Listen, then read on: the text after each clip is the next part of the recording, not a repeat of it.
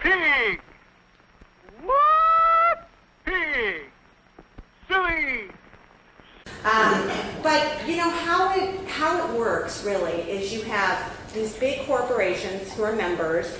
Mainly, I think I'm figuring out now, it's really the coal industry driving it in a lot of ways. I mean, there's pharmaceuticals, there's big tobacco, but it does seem like the coal industry really, really drives it and sets the agenda. So you have big corporate members, they pay a lot of money to become members of ALEC. And then you have these right-wing think tanks. And you saw there's a right-wing think tank in every single state, and they network together through the state policy network.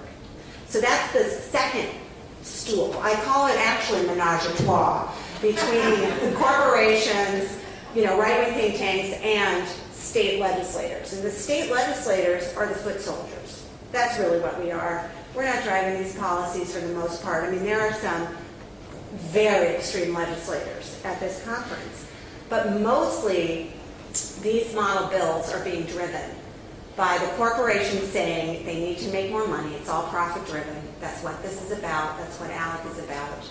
And right-wing think tanks coming up with a policy and the way to eradicate regulations, to eradicate workers' rights, and to make sure that there's no barrier to these corporations making as much money as they possibly can, to the great detriment of actual people.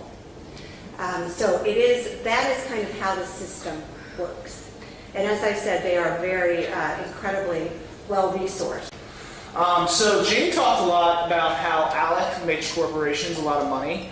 I'm actually going to make the argument that their number one goal is not to make money, it's to have power over people. So I'm going to talk about how ALEC corporate right-wing groups are out to control our democracy, damage our democracy, and how it's affecting our human rights and civil rights in this country. So I like to think about it as a three-legged stool. Here's what they're doing. They're going after our voting rights.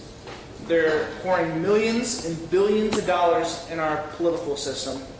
And for the last 50, 60 years, we've had economic inequality in this country. That the American worker is making less in terms of inflation than they were in the 1950s.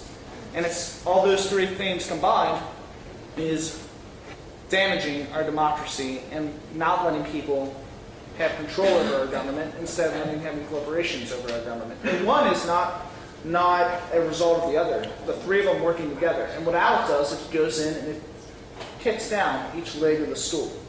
So how does it do it? On economic inequality, like Jane said, they attack organized workers.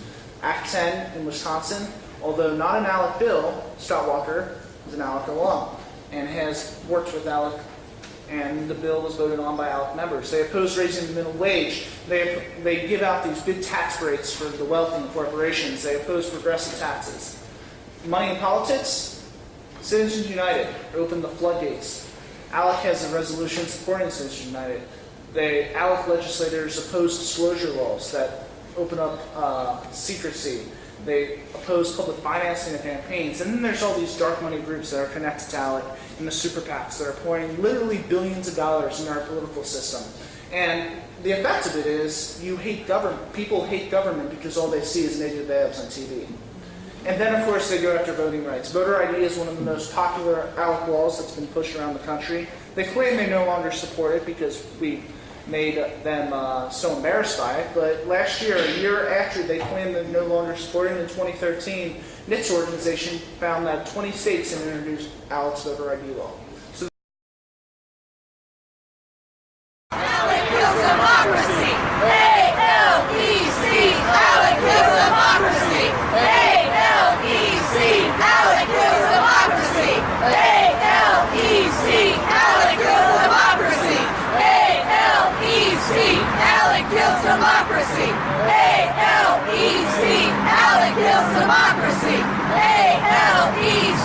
ALEC kills democracy! ALEC! ALEC kills democracy!